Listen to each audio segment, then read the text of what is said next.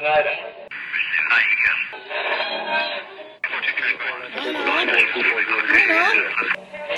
is that you?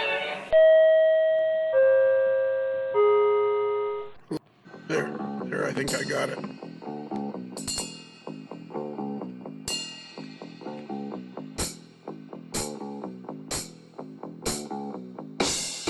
Okay, Rob, I've already hit the button. Sweet. We are now recording, buddy. Nice. We have we're V1 rotate. And past the point of no return, we're running out of runway. Yeah. We've rotated. We are airborne. Wheels up, gear up. Perfect. So, for those of you who are just joining us, this is Rob Arsenault, who is the proud owner of WeatherMyTrains.com and model railroad locomotive and car weathering guy extraordinaire. And it's been a while since we talked to you, so I thought, hey, I'm going to talk to you again. Sounds good. And you even now have an official AML microphone. And it's a dandy, I must say. You sound, wait till you hear this. You're going to be in love with your own voice when you hear this recording. 93.9 KISS FM. That's it exactly. That's it exactly. So what's news? What's news? What's happening? What's happening, man? What's happening? I think the big one right now is this little 2-minute video that a company out of Brooklyn, New York made, and they called it Rust Bucket. So that's kind of cool. It's premiering right now across North America, actually. Okay, and where would somebody find it? Well, right now you have to actually attend one of the premieres to see it. But when the premieres are all finished for the year, then I'll be publishing a link on my website to the video. It's only a little 2-minute video, but it took hours and hours to shoot. It's really something. And they actually made 2 trips here from Brooklyn to do it. And it's called? Rust Bucket. Yes, and I saw it. I've been fortunate enough to have a showing in my in the AML theater, in the expansive AML theater. Right. And it was really cool. It's really cool. So how did these guys find? So it's a 2-minute video about you and about what you do and about your love of trains, and it's very, very well done. I guess it's not really a commercial production showcasing my business as much as it sort of tells the story about what happened to me after I left the Air Force and how I became a full-time train weatherer, I suppose. A little bit of a triumph of the human spirit, I guess, overcoming adversity and all that stuff. I made an Instagram account in October of 2018. And a couple months after I had that account up and running, I got a very strange message from someone claiming to be from New York. And I was packing up to go to Supertrain last spring in 2019. And he said, I'd really like to call you and discuss the potential for making a video production. Right. And I checked out the website and it looked all legit.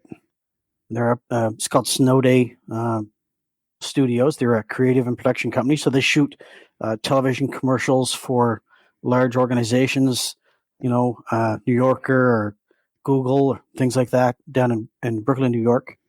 And I pointed out that do you know where I live? I'm in northern Alberta, Canada. And he said, no problem. As it turns out, they were coming up for a wedding in British Columbia. So they said, we'll make a detour if we can go talk to you. So he said, we'd really like to chat about it. And I said, well, I'm on my way to a train show, in fact. But I said, I'll be on the road on Monday. I have some time in the car, a couple hours in the car. So he said, great. And long story short, he set up a phone call and we chatted pretty much all the way home. And next thing I knew, they were booking plane tickets to come to Edmonton. And Edmonton is where you live, home of Wayne Gretzky. Is he still playing? Yes. Is he still playing for the Oilers? No, he wasn't playing the last time you asked me that question. He's not playing now.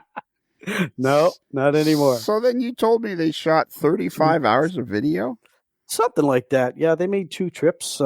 We went out quite a bit on public property and did some rail fanning and scouting out an initial sort of reconnaissance, if you will, on the first trip. And they took some B-roll footage, they call it, and some photography that they integrated into the production. And they conducted a very lengthy interview with me in a silent place. So they asked me a whole barrage of questions. And we went down to visit Norman Skredding's awesome layout there in New Norway, That's Alberta. Right. I still got to get him on the podcast. I think that's well worth the effort to do, for sure. Yeah, and he's interested. Well, and the problem is I've discovered with this podcast, there's like a bazillion people on the planet that are into model railroading. That's right. So it's fascinating. So it's not that I'm ignoring Norman. It's that I forget because it's like, oh, this guy, oh, this person. Oh, I got to do that. That's right. And I want to get back to Rob and blah, blah, blah. And it's like, it's just like this endless parade of people that I want to talk to. So this hobby is like, this podcast was the goofiest thing I ever did. I think it's so cool. It's sewn us all up together. It's awesome. I know it is great. It's great, but nobody would. How could you have ever guessed? But then, how would you have ever guessed somebody would have wanted to contact you and make a short documentary film about you? Well, the weird thing was, he said, we're from Michigan, and I now live in Brooklyn, New York. He said I'm an N-scaler, and he said I'd pretty much given up on the hobby completely. And then some of your photographs popped up on Instagram, and I checked out your profile, and I couldn't believe the kind of weathering that you were doing. And he said, I went out and I bought some N-scale right away. Got right back into the hobby. And I want you to weather some stuff for me. So I said, sure. Yeah. That's what I think is gonna make this hobby explode, is all these people that feel like somebody like that drops out of the hobby, but then can connect with somebody like you, and it sucks them right back in. Every time I try to get out, they put me back in. Well, and I won't name him, but there's another person in the Canadian Railway Modelers group that came to me privately to tell me he's lost his mojo, and he was really disgusted, and I did a bit of a reset for him, and he said, well, I like this and I like this, and I said, okay, well, what's stopping you from doing a little bit? Why do you feel like you have to do a complete exit? Because you don't. Well, I don't have the space. So what? You will, right? Yeah. I said, you just got to find a way to enjoy the hobby. And even if it's building a couple of models and scratch building a couple of buildings to match the scene you will want to eventually model, at least you're still participating. You're still in it. You don't have to walk away completely. I don't even have a layout at all, and I still enjoy the hobby immensely through friends and through the hope that I'll be able to get there one day, but you never know. Well, and it's like me. I mean, I enjoy the hobby now because I get to give back through this podcast. It's whatever you're at that particular moment. Exactly. And it's a much of a mindset as anything else. Yeah, for sure. And it's finding what can give you some joy. But I really truly believe, and we won't get on that topic because there's lots to talk about with you, but I mean, I really truly believe that the difference is before we were in our little clusters of people. You were in Edmonton and you knew your guys, and I was in, where I live, and people, somebody in Texas and their little group of guys, and now all these groups of people are joined together, and you can be friends with somebody. I got Nick Carlson in Switzerland, and I got Peter Borchardt in England, and Martin Jenkins and Rod Deary in Australia. I got people all over the world that I enjoy talking to now. Absolutely. And I have to be honest, Facebook has its warts, of course, but at the same time, without social media such as Facebook and Instagram, there is no way this idea of having an e-commerce weathering business would have gone anywhere. For sure. So all of my success, all of my marketing is all due to social media. And it's, guys telling a friend, or, I had a guy today saying his girlfriend wants to buy a gift certificate, and she doesn't know anything about trains, but she knows that she wants him to have some of my work. So, that's cool. we're sorting that out, and everybody's happy. So, would you say you must be a lot busier than you were even when last time we talked, eh? Yes, exponentially. And I don't know why. For some reason, I've grown a lot of business in Texas and California. All right, well, let's go through that whole little paragraph again. I guess you're a lot busier since the last time we talked, eh? Oh, absolutely. But you don't know why. But since the last time you were on the podcast, you've now grown your business. I'm going to take full credit for it. Oh yeah. Yeah. Well, I've got some new customers in Australia and New Zealand. Um, a new customer in Singapore, which is another country that Wow. I hadn't been shipping any models to. But yeah, he got his models back, and he's thrilled, and he's got another box in the mail apparently now. So, So it's been so great. all right. So let's figure out a way to go through the agenda of what we need to talk about. Okay. So you've already have a film now. So we'll eventually everybody will be able to see that, right? Yes. Yep. You'll be able Uh, to have a link on it on your website and stuff. yes, it'll be available for public consumption. The problem right now is if we leak it to the general public, then that basically voids Snow Day's ability to premiere it at small film festivals throughout North America. And this is the only reason they made the movie, so they could premiere it at small film festivals, because they want to show their expertise in doing creative productions, as a growing component of their business. They don't want to just stick with television commercials. They want to do creative work as well and expand as well and get into longer feature films. In fact, they joked with me last week because they were pretty excited. I got a phone call last week from Roddy Hyduck, who was the director of the movie, telling me that they just received formal approval to premiere Rust Bucket at the big short film festival in New York City, or at one of the big ones in New York City. He was really, really happy. He had to call me at 9:00 at night to tell me. So I said, that's totally awesome. And they've told me they've applied at Edmonton too. And if they get approval to premiere it at Edmonton, then they're both going to fly back out, and then we're going to go and see the thing together in Edmonton at the theater. So that'll be pretty cool. So once you become a huge documentary star, are you still going to talk to us? Yeah. Well, he said something about a longer feature film, but I don't know that they've got the budget for that. They've spent a lot of money coming out here twice, I'll tell you that. All right. So what? Let's see. Have you noticed a particular increase in any particular facet of your business? Is it freight cars? Is it still locomotives? The freight car business is going up, and I'm noticing a lot more people are interested in Union Pacific and Southern Pacific, American roads in particular. Okay. And Santa Fe, I've done a lot of those Santa Fe war bonnets for people, the pink bonnets. Right. And those were, surprisingly popular in my opinion. I didn't think people would want that roached out, but they did. Yeah. So, well, all right. So let's go through. Let's just stick on your front page here. The okay. First one we see is you're still going with the gray background. I think you should go with like a white background or a lighter background. Well, the problem with the white background is it washes out the whites if I get a white freight car or a Sioux locomotive. Right, so I go with an 18% gray, and it makes it a little bit easier for me to color calibrate the color temperature on the model. So the color you're looking at the model is the actual color that it actually is. Well, look at you. Look at me not knowing. So, okay. So the first thing we see is a BNSF, what is that? Like a Jeep SD45 or something? That is scaletrains.com SD40-2 in their higher end rivet counter line. Okay. So the model comes actually pre-faded and patched and deckled for BNSF, but I just added the grime and the rust and the dirt, and I have those yellow reflective Scotch-Light stripes from a company called Smokebox Graphics. I'd highly recommend that company as well. All right, Smokebox Graphics. What are they? Yeah.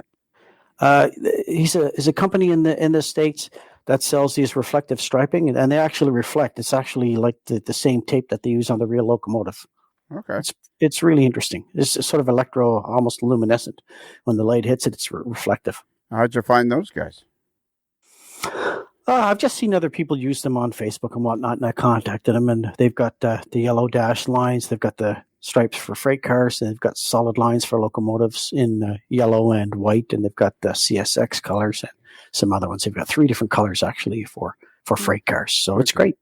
Cool. And all right, so you did this for so this is Scale Trains, and you sell Scale Trains stuff too, don't you? Yes, I'm a Scale Trains authorized dealer. So somebody buys this and it's they get it directly from you weathered, like it doesn't go into their hands and then. Correct. No, that's actually what just happened here. This was a reservation 4 scale trains rivet counter SD40-2, which arrived on Friday. And I worked on it over the weekend, and I corresponded with the client a little bit because he wanted some specific things that I cautioned weren't necessarily 100% prototypical to prototype, but he wanted them anyway. So I said, no problem, such as the rust areas under the dynamic brake there. Okay. But I said, if you want it, you got it. You want a rat bag, I'll make you a rat bag. So he hasn't seen the real model in the flesh yet. It will be heading off to its new owner on the U.S. West Coast tomorrow, probably. All right. You'll pack that all up and away it goes. Absolutely. All right. So now I don't think there's any harm in us asking. Well, obviously not, because you have to charge the customer. So what would you charge for this job? It's pretty grimy and everything. So what would you charge for this? Oh, that's a standard heavy. So that's $175. Okay. And I do a modest upcharge for the Scotch Light Stripe application. Right. So that's another $20. But because he purchased the locomotive from me directly, he gets 20% off the weathering. Oh, okay. All right. Yeah, as an incentive to buy the locomotive right here. And so how many how much are you, like, has that increased since the last time we talked to you, that people are buying directly from you? I don't know how to answer that one. It ebbs and flows. Some manufacturers have declined, and some manufacturers have risen, and some have sort of held their own. Keep in mind that the industry is still in recovery mode from factory closures 2 years ago. I've been in contact with Lee English at Bowser last week, in fact, and things are looking up because he was having some problems with third-party suppliers for some key components of the 6-axle locomotives that were much different than smaller locomotives. But those apparently are resolved now, and he's signed purchase orders. And the next batch of the second release of Red Barns is due to be produced early this year, in fact. So I'm actually awaiting that order from Bowser, and I wish Lee well. And I've been in contact recently with one of the VPs at Intermountain regarding some of their freight car models and such. And I try to give them a little bit of a publicity, a little bit of a boost by buying some extra of the value line Intermountain double door box cars, the high Q box cars, and I made them looking rusty and tired, and been selling those off the last couple of weeks. So that's been good. So I'm pretty much sold out of those. I think I've got one car left at this point, which surprised me. So all right, I see on your on the front of your, on the top of your website, you're an authorized dealer for Rapido, Bowser, ESU, ScaleTrains.com, Evan Designs. I don't even know what that is, and Intermountain. So you anybody that wants any of these things can buy directly from you. They can, yes. I prefer people order before the dealer reservation deadlines, but in the case of most of the manufacturers, they can get them right up to the time they're actually delivered at the company's warehouses, so it's not a problem. So do you have a page somewhere on your website that tells people about what you sell? I have a link on the website, which is Reserve New Models, hover for all models. Oh, okay. So when you click on that, you can see Bowser, Rapido, Scale Trains, and Intermountain. Right. Okay. And you don't carry stock. You just deal with. I do. Yeah. I do. Yeah, I do. I have a small collection of freight cars and small collection of locomotives, because I buy extras, usually 10% or so above what gets reserved, because a lot of times people don't want to buy a product until they see what it looks like after it's been produced by the manufacturer, and make sure it's got no warts or lumps, Yeah, so a few extra, like war bonnets and whatnot, because I figured once they're hacked up and rusty trucks and make them pink, they'll go. So I sold them all. Yeah. What is Evans Designs? Evan Designs is actually an electronics company. So I decided a while back to change my SMD 402 LED supplier, and I found this Evan Designs company, and I gave them a try. I just bought as a consumer, and I explained that I was doing this commercially, and I wanted reliable SMD 402s with nice pre-wiring done, good quality soldering on the LEDs, and I wanted really stable color temperatures, because nothing bothers me more. I don't know why. It's just a pet peeve of mine, but when I see a locomotive coming down the track, I want all 3 lights to be the same color and the same intensity. And I get that every time with Evan Designs. And they have a guarantee on their LEDs too. So if they don't work right out of the box, they'll replace it for you. They're a great company to deal with. So I chatted with them some more. And when I placed my second order, they said, you're buying an awful lot of these. And I said, yeah, just a commercial enterprise. And they said, well, why don't you become a dealer? So I said, sure. So I don't do a large volume of business with them, but I do some. I have some customers that buy 80, 90, 100 LEDs at a time. And they have nice red LEDs, and they've got a new really small red LED they just developed. So they're excellent for DPU lights and things like that. So it's not a big part of my business, but sure. It's a good product. That's the main thing. And that's what I put in my DCC installs now. So not everybody knows what an SMD 402 is. 402. Yeah. What is an SMD 402? An SMD 402 is a surface mount device, hence the SMD. It's just a little solid state LED. Okay. So when you think, like when most people think of an LED, they think of an LED encapsulated in round plastic with 2, cathode and an anode sticking out the back, and your standard sort of 3 millimeter LED. But these LEDs are really, really, really small. They're called Pico Leds. So they actually fit right inside a headlight housing, and they're wired from Evan Designs with really high quality 38 gauge or 35 gauge. I'm not sure what the gauge is, but it's really small. It's like a human hair magnet wire, and they come pre-twisted. So they're straightforward, fairly straightforward to connect and put them in the model and wire them up. So I really like them. So let's remind everybody, you're retired from the Air Force, the Canadian Air Force. Yes, in 2013. Yep. So you retired from them, and so doing these decoder installs. What do you have some sort of background in that, or you just learned on the fly? Well, I'm self-taught on the decoder installs, but I made my living as a second line repair avionics technician in the Air Force for the first 6 years of my career. So I have received formal training in soldering and electronic troubleshooting and such. So I hadn't used it in a long time, but surprisingly it came right back. Yeah. And with a little bit of consulting there from the nice folks at ESU and Matt Herman in particular, it didn't take too long to get up and running. Yeah. After your third or fourth install, you don't read instructions anymore. You just do it.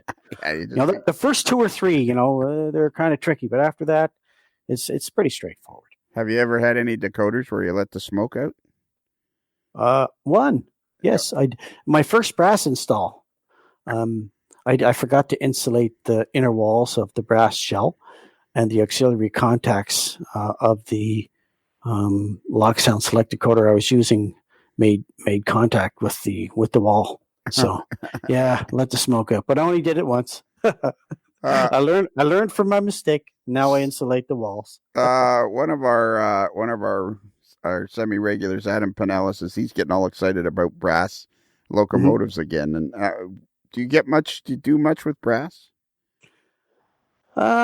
A little bit. I have a customer in British Columbia that in the past has gotten me to do weathering and DCC installs, but he knows weathering is my core business and it's what I prefer to do. So he's gone to a mutual friend of ours, in fact, to do his DCC installs, and I have no problem. And I'm actually supplying his friend with the LEDs and the decoders. So, and who's our mutual? I'm okay with it. Who's our mutual friend?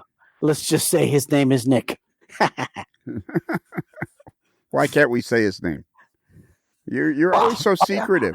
Why are you always so secretive? I like to protect people's privacy. Well, I don't know if Nick wants us to give his name on the internet or on a podcast. Well, so I'm sure. Well, if you know what, this is what this podcast. I don't really have any rules here, so it's like whoever this guy is. If you don't tell me, I'm going to go nuts. Like who is? And he's just in the learning phase too. So we're doing quite a bit of consulting here in the early days. I don't think that he's quite ready to take on work from other people yet. He's just sort of doing it for a friend. Do you know a guy named Tom Jacobs? Yes. Yeah, he's very secretive like you too. He's very corporate like you. Well, I don't see it that way, Lionel. What possibly harm could it do to tell me the name of our mutual friend? I just told you his name is Nick. I don't have any friends named Nick. Oh, Oh, I don't mean a mutual friend of you and I. I mean a Oh. mutual friend of my customer, Ah, okay. Well, give me your customer's name, phone number, and address then. Mike, and he'll be your friend too. You know what? I'm going to interview this Norm. What is Norm Ketting? You said, right? Skretting. Skretting. I'm going to interview him, and I'm going to. And a big part of the interview is going to be go. What is the deal with this Rob What is the deal with Arsenault? that Arsenault guy? Yeah. Yeah. His layout was actually featured in the Rust Bucket movie as well, which is kind of cool. I remember that. Yeah, when I saw it, yes, there was a layout in there, and I thought, oh, wow, that is a beautiful layout. I gotta, you know what? I'm gonna put him on the. You got to start bugging me, and I'll make sure that I interview him because it's not that I don't want to. It's just that it's. I'll read you my list.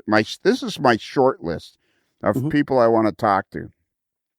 Chris Costello, Barry Silverthorne, because he has that new business where he has lights inside of buildings. Dave Ramos. I want to interview George Bogatuk from Soundtracks because he's a friend of mine, and he's a great MKT modeler. I believe that's what it is. And, and a fellow named Walker Embry, who's been on the show before. Yep. He's I follow Walker online on Facebook. Yeah, absolutely. I want to talk to the guys at Line West. Rod Deary, who's in Australia and who made the trek to Springfield, and we met him for the first time. Name of fellow David Hyde, Heyde. I'm sure I'm saying that wrong, but I know it's David. He introduced himself to me at Springfield, and he's a French. He plays the French horn with the Dallas Orchestra Symphony. And which is really hard. And I want to talk to Peter Borchert again about his trip to Springfield. So that's my So that's my short list. So one of those guys has become a customer. Okay, which one? Peter. All right. Yeah. Well, Peter is everybody's customer. Yeah. Cool. We were just talking on a different podcast. Oh, Fans 13. We were talking about his lovely wife Lucy, who is a very well known. She writes cookbooks and is very well known in Great Britain as he calls her just a cook. I say she would be a chef, but that's another whole discussion altogether. I'll say. So what's new in the hobby that's got you excited? Well, I'm really happy to see Intermountain and Bowser coming back into the fold and releasing product again. It's really important that all these manufacturers are getting back on their feet and doing well. And my old sales manager at Intermountain, who had been let go because of the factory closure, I found out last week he's been rehired by Intermountain, Kirk Warndorf. And I was very happy about that because I know Kirk was really, really bummed out about having been let go by Intermountain. But, you know, it is what it is, I suppose. But I think he's back and very happy and in fine form now. And it looks like that announcement that he's back with the company has been very well received by all the people that know him. So that's good. All right. I'm excited about... Well, I'm excited about having weathered some O-scale models for a new customer in New Zealand. That was a kind of a intimidating challenge. I seem to have gotten through that, though. Apparently he's going to get it next week. Okay. That's kind of neat. Why was that intimidating? Just because of the size? It's just so big. It's a little big for my booth. But unfortunately, or fortunately, depending on your perspective on the topic, I've just been approached by a new customer in New York, and he sent me a gigantic box, and there's one freight car in it, a 60-foot box car in G scale. Holy mackerel. Indeed. Two-hand lift for sure. So the question was, can you weather a G scale box car? And I said, yeah, I think so. Because as you know, in usual form, I'll answer in the affirmative before I know if I can actually do it, because I know I can probably figure it out between now and then. Right. And then he says, well, can you put my last name on the car? Graffiti? It's like, yeah, sure, I can do that, I guess. So after the car left New York, he came back and he said, I want you to put each of my children's names on the car for me. I said, okay. And he gave me quite a little list. And I said, well, you appreciate as a small business owner that this is going to take more time. And he said, yeah, there's more time, more money, no problem. No problem. Go ahead, put the names on. I said, okay. Well, 5 minutes later, he came back and he said, well, I told the kids the great news and they're really excited. And they insist that we put the pets' names on the car too. I said, okay.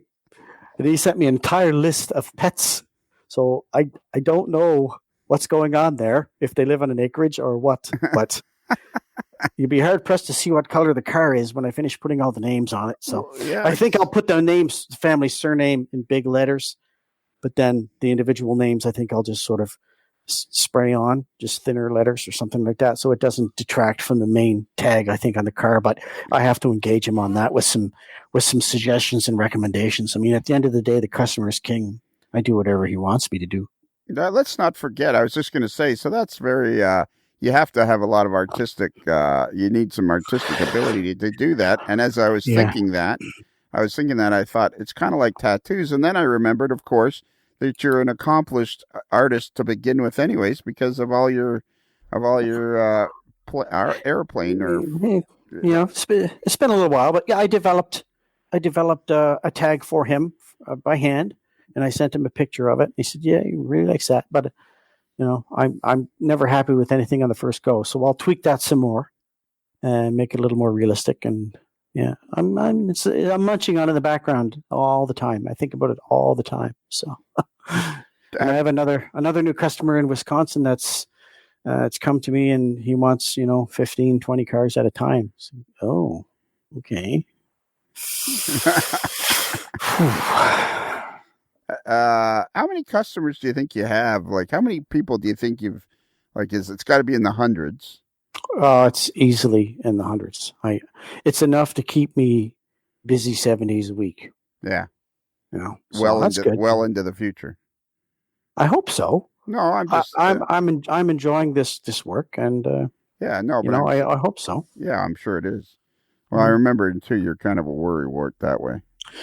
Well, at some point you worry so much that you just sort of quit and you say, "Screw it, I don't care. Exactly. Whatever happens, happens." And it's been self-sustaining. I mean, some customers have kind of faded into the distance, and that's okay. Maybe they'll come back, maybe they won't. I don't think it's because they were disappointed in work I did, because they were thrilled when I got the last model. It could be a change in financial circumstances or job or change in hobby, or maybe they're just parking it for a little while. I don't know. But I'm getting new customers all the time. I got a new customer yesterday. He said, I just found you on Google, which are a lot of people are telling me now. And he said, I just noticed that you did a big scale trains G-tail big blow turbine. And I said, yeah. And he said, would you be willing to do that again? And I said, sure, I guess. 5 minutes later, he had my address. 5 minutes later, he says, it's ordered. And this morning he said, it's shipped. There's the tracking information. Like, the guy's not fooling around. And he says, I got to tell you, this is the first time I ever sent a $700 locomotive anywhere to anyone to be dipped in mud.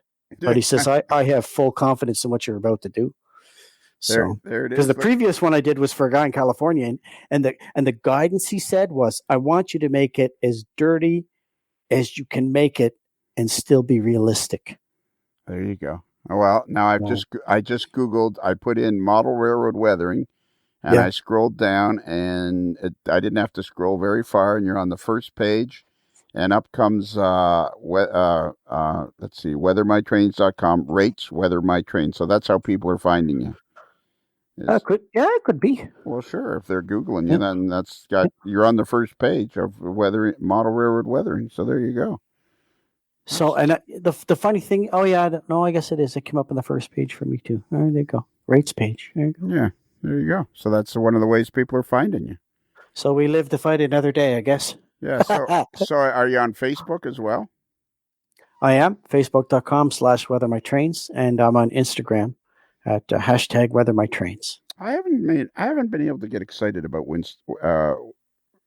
Instagram yet, and yet I know it's important. Well, I didn't know what it was, and people were saying it's just like Facebook, but it's only photographs. So what's the point? Well, what do you do with it? Like, what's the point? Yeah. Why would you even bother? And it's for people who are graphically driven that don't want to do a lot of reading. And I said, it still doesn't make sense, even though that describes me to a T. Right. So as a side note, I've been on Facebook now for about 6.5 years.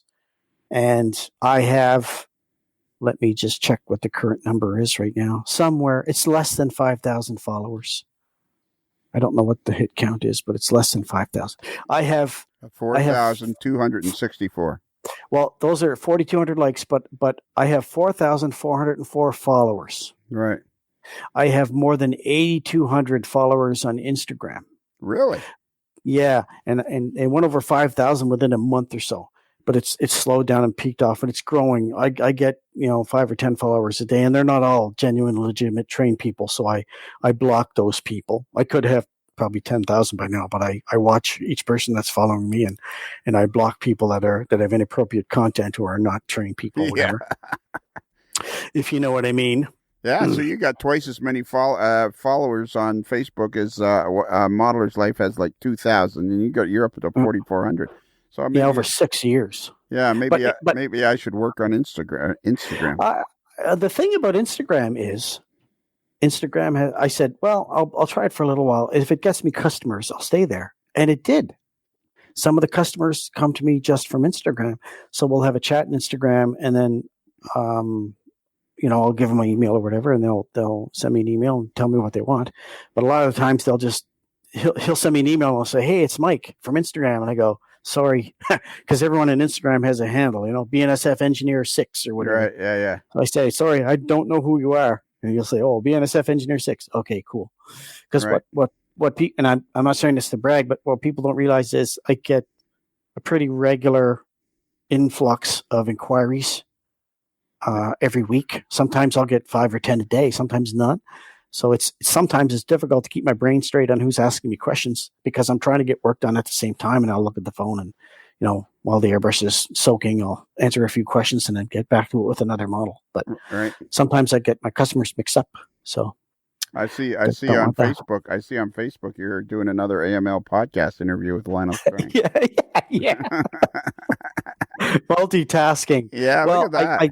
I do that because a lot of people actually ask me when the next podcast is. And I said, I don't know if there's a next podcast. Oh, yeah. You'll have to pay attention to the AML Facebook page or ask Lionel if he has other plans. But I said, I can't comment. I have no idea. But then when I got the little headset in the mail, I said, I guess Lionel has plans for one more anyway. So, yeah, things are looking up, eh? I'll do it, sure. I don't mind talking. Okay, I'm going to go to the news page. Yeah, I know that. That's the beauty of podcasts, if you don't mind. So I'm going to go to the news page. So it says, in transit, second run of scale trains, HO's rivet counter SD40 -2 and coil cars. Yes. So you ordered a bunch, plus people who have pre-ordered them and indicated they want them shipped directly to you. Correct, yeah. All right. Order from me. And sometimes after a dealer deadline, people will still order, but they'll drop ship directly to me from Scale Trains. Like, in fact, there's a guy, he did that today. He bought a big blow turbine today, and it's shipped this morning, I think. He's got a tracking number, so it's coming from Scale Trains. So how many hours would it take you to do a dirty weather, a super duper weathering job on a big blow turbine? The big blow? Yeah. That last one I did took me about a day and a half. Okay. And I put in a very long day. So probably 15 hours of time, or maybe even 20. It's a big job. Yeah. Partially, and one of the reasons it's a big job is because these models have such incredible amounts of detail on them. You don't want anything to fall off. You don't want to lose anything. And on most models, I can usually back up as far as I want. But on a G-tail, it's a lot more complicated because of the fine detail on the model. So I try to be slow and calculating and methodical so I don't have to back up. And if the customer says, I want more, that's very easy and straightforward to do. But if he says, I want less, then that sometimes can double the length of time it takes to weather the locomotive. So I really don't want to overdo it and have to back up. That really gets tiring for me. So there's a psychological component to it, to working on a G-tail. And that's probably why I've only done 3 of them to date, and the 4th one is inbound.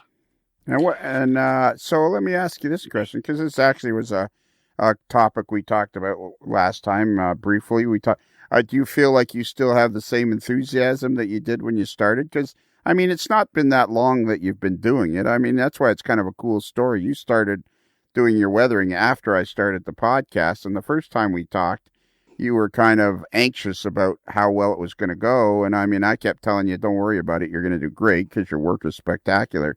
So at now you've gone along. Like, how long have you been at it full time? I started at it full time on December 21st, 2016, Okay. which was the day of my layoff from my engineering consulting firm, and I've been at it full time ever since. And I've applied for 1 or 2 other jobs since then, but I haven't really seriously looked outside of the weathering as an occupation because it's the work is there. I mean, I have a few peaks and valleys, and it tends to slow down sort of in the August time frame. And this year it was quite slow, so I had a sale and literally filled up the house. I'm still munching on those trains. Really? Well, the problem is when I get the manufacturer's releases come in, and it is my policy when we get a manufacturer's release in that I have to park the regular commission weathering work. And the reason for that is because I have so much money tied up on those releases that I can't afford to have it sitting on my credit card for any length of time. So I want to get them in and out the door. And the secondary reason, and I'm fully aware of this, part of the reason these companies have extended the privilege of selling their trains is because they want me to give them some exposure as to what those trains look like once they're weathered to help sell the excess inventory that they've brought over from China. Yeah, for sure. And I know the manufacturers haven't said it to me specifically, but hobby shops have told me the day after you post weathered models, sales, there's a spike. And I don't know if it's coincidence or not, but they've told me that it seems like every time we get a new locomotive in, you weather it, boom, the next day after you post it, it's a spike because all the hobby shops kind of watch too. Like there's a friend of mine works in Chicago and another one lives in Chicago. And they say, when they go to one of the big hobby shops in Chicago, they say you literally walk around the store on Saturday morning at any time, somebody is talking about weathermytrains.com, which is mind-blowing to me. For sure. Absolutely. Well, it's like people talk about walk up to us and talk to us about the podcast. I mean, it's like, it's exciting to realize you're making that much of an impact. And how cool is that really? Like Christina and I have been discussing our options with respect to visiting one of the American shows, perhaps in 2021 or maybe Train Fest this year. We're not sure if we can swing it or not, but we have elected not to take a commercial booth at Supertrain and divert any monies that we would have used for that trip to potentially go south of the border, not as an exhibitor, but just to go see the shows and, wear the corporate clothing and sort of shake a few hands and meet a few people and sort of feel like you're part of something much bigger than what's happening in my basement, I guess. I mean, I do watch these live Facebook broadcasts from home in my office, but I guarantee it'd be a lot more fun if I'm there seeing the stuff in person. That'd just be cool. It would be very cool. And let's let everybody know what Supertrain is, because you've talked about that a couple of times. Right. Supertrain is, I don't know if it's the largest train show in Canada. I think it is. It's certainly the largest train show in Western Canada. I believe it's the largest train show in Canada. Mm-hmm. And this year it's going to be at the Genesis Center on Falcon Ridge, where it usually is. In Calgary. In Calgary. Calgary, Alberta. Yes. Home of the Stampeders. Home of the Calgary Stampeders. Absolutely. And that's April 18th and 19th. And home of the Calgary Flames. Calgary Stampeders and the Flames, yes. And it's home of the Calgary Stampede, which is the most famous. I think it is the most famous rodeo in the world. Could be, yeah. I think so. My dad and I tried to go there once, but we got in a car wreck before we got there. Oh, the population of the city just literally swells at Stampede Week. Yeah, Stampede. I tend to avoid it. There's nothing. But you live in Edmonton. And how far is it from Edmonton to Calgary? About 3 hours from city limit to city limit, but it takes me about 30 minutes to get out of Edmonton, so it's about a 3.5 hour trip for us. Right. And here's a complete, I digress. Here's a complete story that has nothing to, it has a little something to do with our discussion. I was playing poker against a fella in Las Vegas, and he was from Mhm. Edmonton, and he had a few wobbly pops. Okay. It And happens. it happens, which helps greatly when you're playing poker against people that have had a few wobbly pops. Yeah. And anyways, I said, "Oh, Edmonton." I said, "I'm Canadian. I'm from the Toronto area," and blah blah blah. And then I said, "Boy, I guess it's pretty cold up there, eh?" And he says, "Well, it's no different than it is in Toronto." And I said, "Yeah, you're like 400 or 500 miles north of Toronto." He's like, "No, we're not. You're east of us." And I'm like, "Well, yeah, we're southeast of you." Yeah.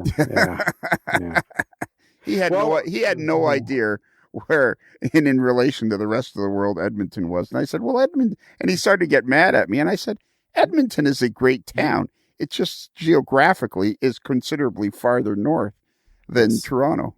It certainly is. By the way, do you happen to remember the temperature first thing this morning when you woke up in Barrie? Yeah, it was about -5 degrees Celsius. Okay, well, it was minus 29 here. Holy Celsius. mackerel. So yeah, I'll back that up that we're further north. So -5 is about 20 degrees Fahrenheit.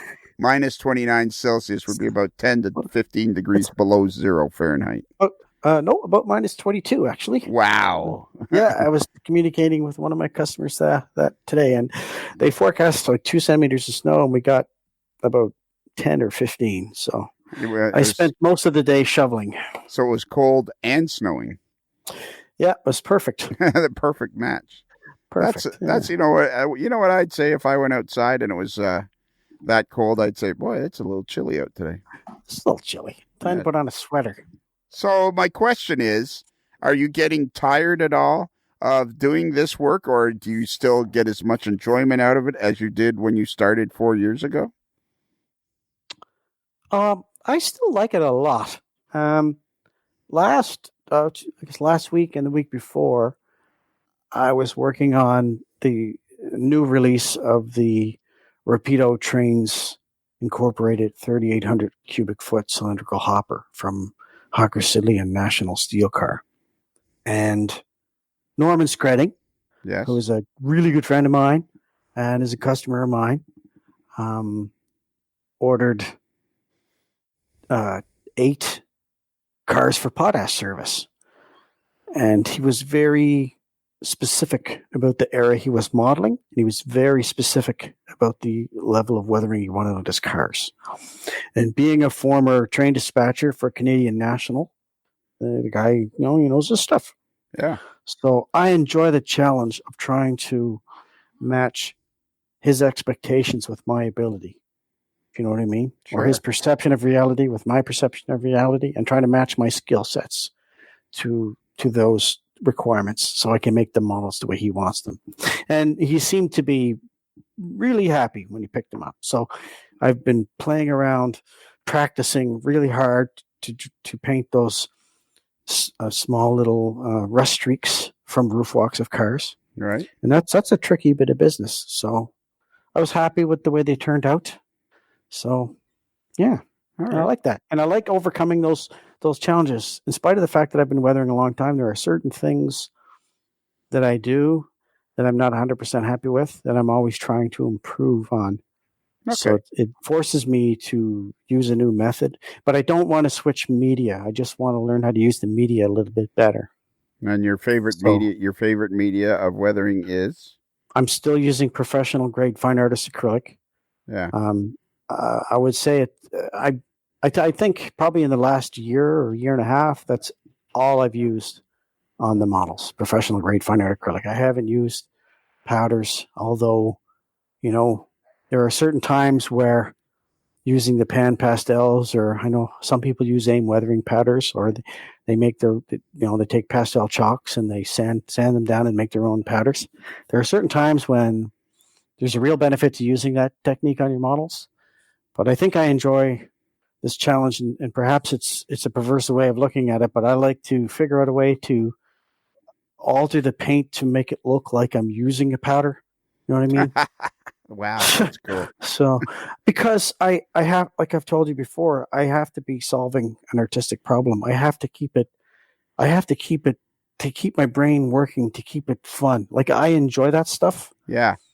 I enjoy color matching to paint the ditch light housings, the BN green, or people say, can you do that? I don't know what color to tell you to use. I say, I'll make it. People ask me there was a guy asked me at a swap meet there in Edmonton here a couple months ago, what color do you use for rust? So, rust is orange. I start with red and yellow and go from there. Just push it around the color wheel till you make what you want.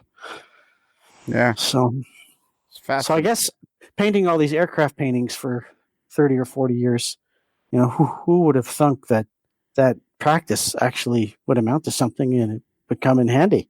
Well, yeah, and the thing that amazes me is you enjoyed doing the aircraft paintings, but as you said, you didn't really sell a lot.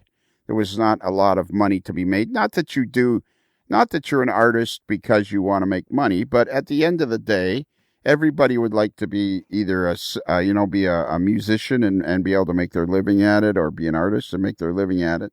So I remember specifically how you said, your aircraft paintings weren't necessarily a great source of income, and yet this model railroad weathering is an endless source of income.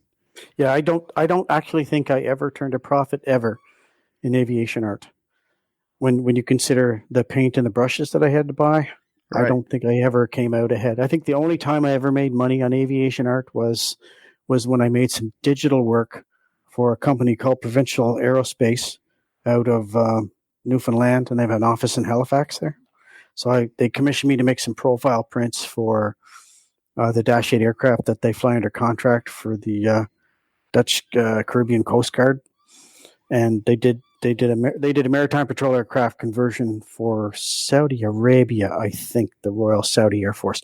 So they got me to do an artist rendering, a digital side view of a Dash 8 300 that's highly modified for maritime patrol, maritime surveillance work, and they got me to develop it as the real plane was coming together. So they would contact me once a week and say, okay, we made the following changes. This antenna is different. We're moving it here. So I have to go to my drawing and move the antenna, things like that. So my drawing wasn't finished until the aircraft was finished.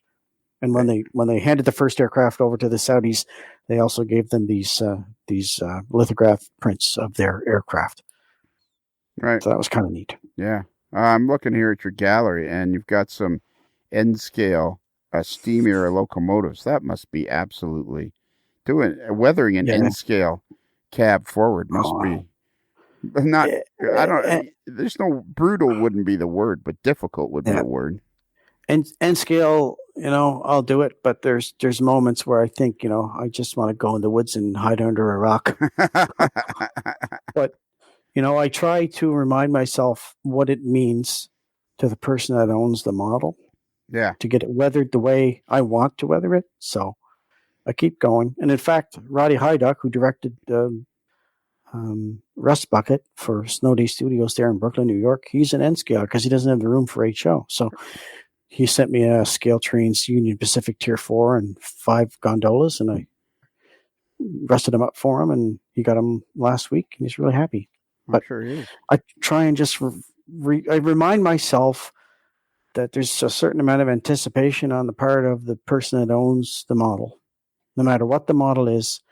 And no one's, no one's ever gotten angry, as far as I know, or gotten upset or disgusted with the work I've done. So, the results are always generally positive. Yeah. And that's why I send the photographs before I do any invoicing, so people can see what they've got. And I say, does this make you happy? And it's like, dude, it's like, okay, I can top coat an invoice now. Oh yeah, I get that thing in the mail tomorrow. Which reminds me, I owe Chris Brimley at Exact Rail or Train Knife. I owe him $72. I got to remember to pay that. Get on it. Well, if he kept your credit card on file, we wouldn't be having this conversation. Exactly. That's why he doesn't keep my credit card on file, or I wouldn't be any limit left on it. Yeah. Well, the regulations are so strict on that in Canada. I just don't do it. When people want to make a credit card purchase, I just enter it right in the old application and go from there.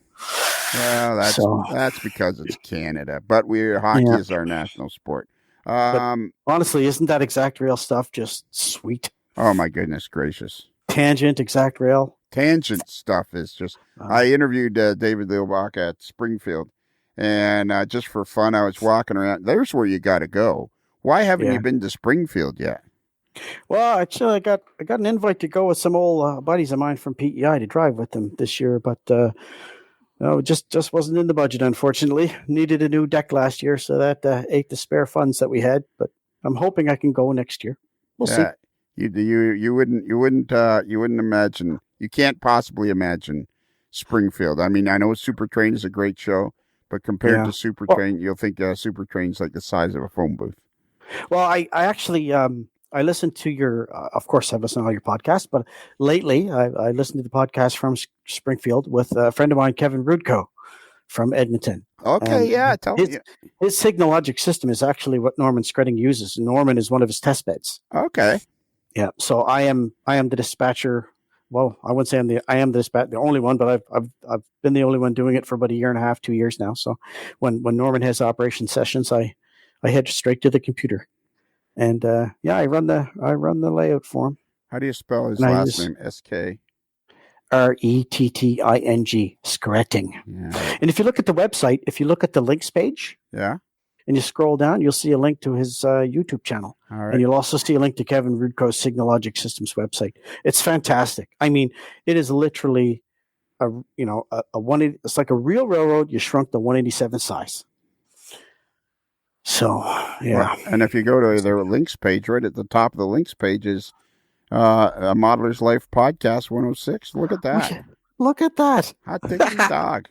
Yeah. So if this one is worth posting on your website down the road, once we get it posted, I will also put the link here and I'll make that a news item and then I'll announce it on Facebook because several customers, some in Europe and Australia, they say they are looking forward to another one. They find them fun to listen to. So absolutely. All right.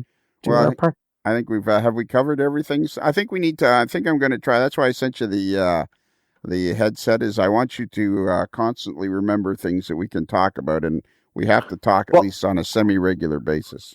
Okay. Well, the one thing we didn't talk about tonight, and quite frankly, you surprised me. Well, I surprised. That's the beauty of this is I'm completely disorganized. So it's like, so I'll go like, oh, hey, I got nothing to do tonight. Hey, Rob, and I'll contact somebody and like somebody that I know that I've talked to before that's easy to talk to. It'll be like, okay, hey, Rob, I want to talk to Rob again. And then I'll go, hey, sure. Rob, are you available tonight? And the person's available. And boom, you go. You get yourself a podcast. Didn't that just happen today? Yeah. Well, one of the things we didn't touch was the fact that I'm weathering more than just trains. Oh, okay. Yeah. Let's talk about that then. Absolutely. I don't know if you've seen that or not, but through Instagram, I've got a couple of customers that actually collect these little die-cast pieces of construction equipment. Yes, I saw that. I was hovering over and I saw the 187 scale vehicles and 124th. There's three. I was looking at the 187th. Yeah. So one of my customers doesn't have anything to do with trains, but he'd seen my Instagram page where I weathered a couple of pieces of 187 scale plastic road maintenance equipment for a friend of mine who has a layout. And he said, hey, geez, I'm not into trains, but I collect all this construction equipment. And he makes his living hauling a low boy and hauling these big machines around from different job sites. Okay. So he says, I've got a room full of this stuff and a 4-year-old kid who loves it. And, I'd like you to consider weathering at least one piece for me. So I said, sure. So, he sent me several pieces actually the first time. And then he sent me second time. I think he sent me this great big 124 scale excavator, which took about a day and a half. It's brutal. So that was just fun. And, part of the reason, I do that is it's a different revenue stream. So, sure. It gives you some degree of additional stability when the trains aren't coming in. Hopefully that doesn't happen, but if it does, then I want to be able to say at least I can weather some of this construction equipment for people.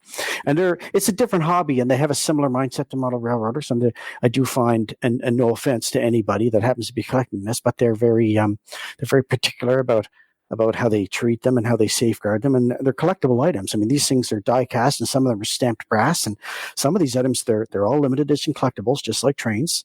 and they're all potentially very expensive, just like trains. And some of them, sell out before they even hit North America. So guys are really careful and guarded. So it's, again, to me, it's a privilege that someone who owns some of this die-cast stuff is willing to send it to me to have it, really heavily weathered, and he gets me to scrape up the back end to counterweight on the excavator and whatnot. And, Right, yeah.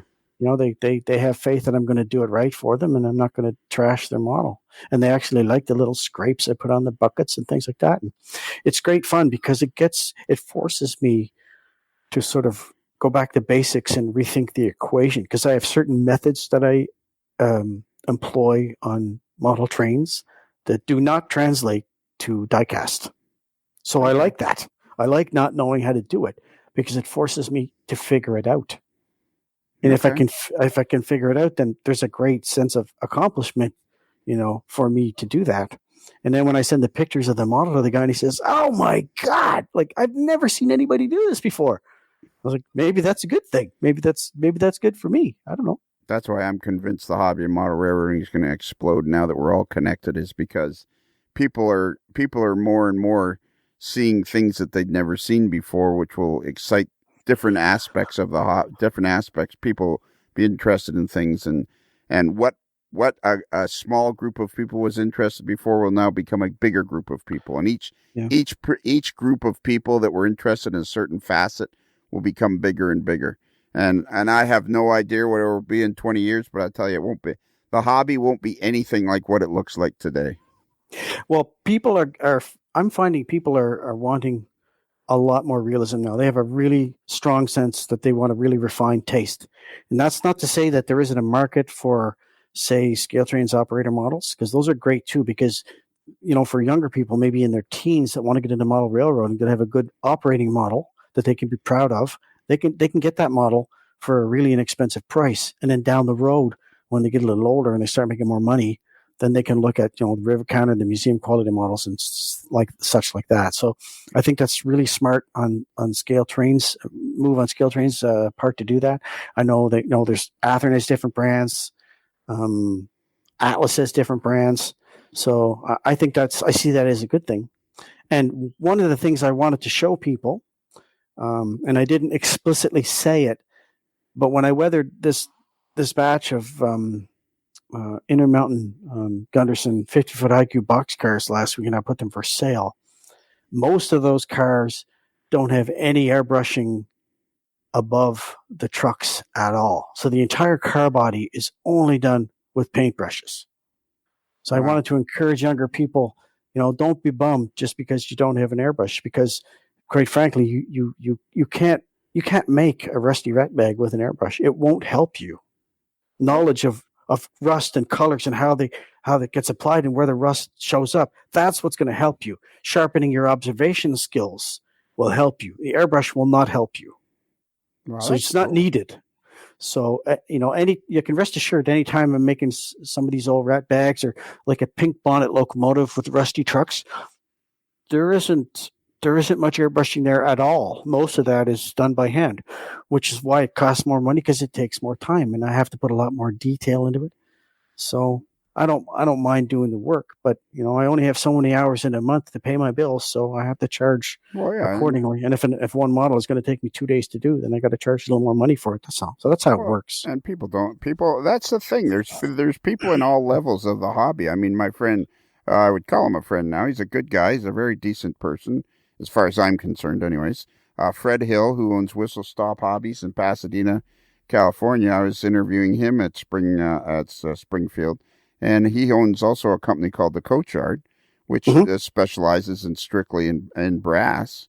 And his point is, like you say, you have to charge what you have to charge. Well, you do charge what you charge, and it's because it's art, it's artistic work, and there are some people that are willing to pay those prices because that's what they want. It's no different than me buying a Harley Davidson or somebody buying a snowmobile or somebody else buying an ATV. You pay for what it is you want. So there's no need for you to feel like, oh, geez, this is expensive. If that's what a person wants, it's no different than them wanting something else. If they want a $6,000 vacation for a week in Cancun, well, that's what they're going to spend their money on. Yeah, and I know there are people out there that simply do not believe you should hire people to weather your equipment, and that's fine. It's that's fine. They do their own weathering, or they don't believe someone else should hire someone else to do weathering. I mean that's fine. Unfortunately, Facebook and Instagram, they have, there's a lot of good about it, but there's some bad about it too. There's some dark corners in places too that you try to stay away from. Well, and when I was going full blast on my layout, I like doing my own weathering, and I like doing as much about on the layout as I could. But as the years went by, I'm much more interested in, like right now, Kaylee Zhang has a couple of my locomotives. Any DCC stuff now, I would hand it off to somebody else and let them do it, because it's not anything I'm interested in taking the time to learn for the amount of locomotives I'm going to do. But if I know Kaylee or Shane Mason or somebody else that can do it, or Adam Pinellas, I'm going to say, here, you guys do it. Yep. And have fun. And, you're willing to pay what you're willing to pay. I mean, some people drive $60,000 cars and some people drive $20,000 cars. People shouldn't be judgmental about somebody else that chooses to go to weathermytrains.com and have their cars weathered by you, because that's what they've chosen to use their disposable income from. So people should not be judgmental about that. Yeah, but they are. I don't understand why, but they are sometimes. But anyway. Well, sure. Some people, I've had people that were mad at me because I started some of the podcasts. You have to pay to get some of the podcasts. Well, yeah. It started to become a bit of a grind, and I thought, well, if I can get some sort of, if I can get people be more interested in it, and then it would make me feel more wanting to do it. Honestly, Lionel, when I first started listening to the podcast, I said, why would I pay for it? I've got it all here free. Mm-hmm. But you know what? I listened to the free ones and I said, I want more. Exactly. And when I signed up for Patreon, I got myself a T-shirt that I proudly wear out for ice cream in the summer. Yeah. I got another T-shirt to replace it, and there's more content, and you get it quicker. So I really enjoy that, because I happen to have a lot of time to myself down there in that basement, and quite frankly, if I'm not listening to something, it gets pretty depressing. So it's great for me to go down there on any morning of the week, turn on A Martyr's Life, and listen to a podcast. And there's nothing stopping me from going back and listening to some of the older ones too. Exactly. I think it's great, because it makes me feel like I've got people with me. It makes me feel like I'm part of something bigger, and I'm not just a guy in the basement weathering trains. That is probably That's probably the number one compliment that has humbled me the most, is people have said to me on many, many occasions, it makes me feel like I'm part of something bigger. And if that's what this podcast does, it's very, very rewarding for sure to be able to do that. I think it's neat. I mean, I could literally bump into Kaylee or Mike Ostertag or yourself or anybody, right? Yeah, absolutely. Hard Marks, and feel like I already know these folks. That's exactly. You never know. With a little bit of luck, maybe I might meet them next year at Springfield, at the Amherst show. You never know. Hopefully, come to the AML dinner. Well, that's what happened this year. Is we had Rod Deary come all the way from Coolin. I heard that. Coolin went. He had to go 3 hours west to Perth, then fly from Perth to Sydney, then fly from Sydney to New York or Boston. And I mean, the guy traveled like a bazillion miles to get there. And literally, I walked into the hotel on Thursday night, the first time I saw him, and I went, "Oh, hi, Rod," because I knew he knew me. I knew of him. We had talked, we had back and forth a bit on the internet, and it was like there was no first date jitters. You're just boom, you're there. Yeah, you can't beat that. I mean, that is fabulous. Yeah, and that's what would happen if when you and I meet. We'll just go, "Hey, Rob, how you doing?" Blah, blah, blah. And it was great to hear Rod's story. About Australia and how he moved and what he does for a living and all that stuff. It's really cool. It is very cool. Very cool. All right, that's why I sent you the headset, because we're gonna do this on a regular basis. So you're gonna have to keep notes of interesting things that happen to you. And we'll make it so you can post them up on. We'll put this on the free channel so you can post the link up on your page, and then people can find out more about you. Before we go, I love these Gunderson models. These what are they? Hang on, let me tell you. These box cars from Intermountain Gunderson 50 cube high. So how many more did you buy so that you did them up yourself? I got an initial shipment. I think I had 8 or 10 cars, and then I put them on. I spent the whole day jazzing up the website and listing each car and the prices and the part numbers and all that stuff, putting all the links in, and they were sold in 2 minutes. Oh, wow. So it's like, what? Yeah. So, okay. So I called Intermountain and I said, I need another pile of cars there. And they said, well, you just got the cars. I said, yeah, and put them on the web, and I sold them all. They're going to Durango, Colorado tomorrow. I said, yep, send me some more cars, because I had to turn people away, and I don't want to do that. So everybody's got their cars that they like now. Everybody's happy. Perfect. All right. Let me see. So, okay. So we're going to end this podcast with this isn't an episode.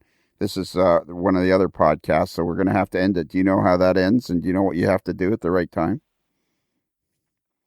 6 out of 10. Oh, yeah. Yeah, Modeler's Life is yeah, okay, well, don't... you're going to have to wait your turn. Oh, okay, yeah. You got to wait your turn. So yes. we'll tell everybody that we have our email address is modelerslife@gmail.com. That's modelers with one L like Arsenault. Not 2 L's. That's correct. Not 2 L's like Lionel. Correct. Perfect. And we have a website, modelerslife.com. If you go there, you're going to see listing of our most recent shows. You're going to see a page about cruise. You can sign up for Patreon and get twice as much, just like Rob did. He signed up. And it's worth every cent. It's worth every cent. Perfect. And that's pretty much it. So, are you ready? Yes. So remember, a Modeler's Life podcast is considered marginally adequate by 6 out of 10 e-commerce model train weathering companies.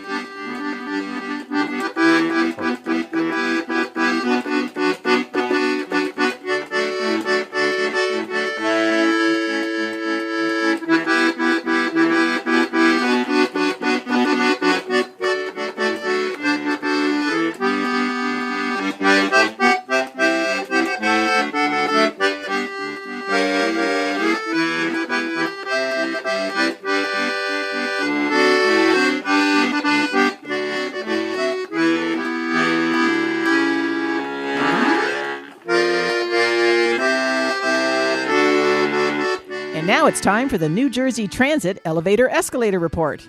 Take it away, Dave. Dave? Good morning, everybody. Westfield westbound, just out of service in the last hour or so. The vendor's en route. Take a look at that one. Absecons back in service this morning. Trenton Transit Center number 4, Escalator. This one, we're not really sure exactly what happened. Nice Vision shows a bunch of people on it. It just sort of stops the brake engage. So I think we'll just be a quick reset, but we'll check it this morning. Union Center Island is still out for its midlife overhaul. Montclair State University number 2 is out. That one's the parking deck responsibility, so they'll put it back in service this afternoon, hopefully. And Newark Penn Station elevator number 37 is still out for its door replacement. We're not real thrilled with the vendor performance on that guy, but it'll come around here like everything else. So I'll keep you posted. It's another Lincoln Homer.